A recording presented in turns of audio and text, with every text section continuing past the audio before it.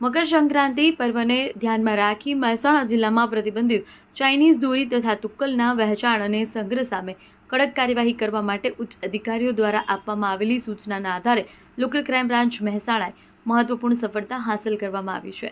ગાંધીનગર રેન્જના નાયબ પોલીસ અધિક્ષક મહાનિરીક્ષક વિરેન્દ્રસિંહ યાદવ તથા મહેસાણા જિલ્લા પોલીસ અધિક્ષક હિમાંશુ સોલંકીના માર્ગદર્શન હેઠળ incharge LCB police inspector N R Vaghela દ્વારા એલસીબી સ્ટાફને ગેરકાયદેસર ચાઇનીઝ દોરીના વેપાર કરતા ઇસમો ઉપર સતત વોચ રાખવા સૂચના આપવામાં આવી છે।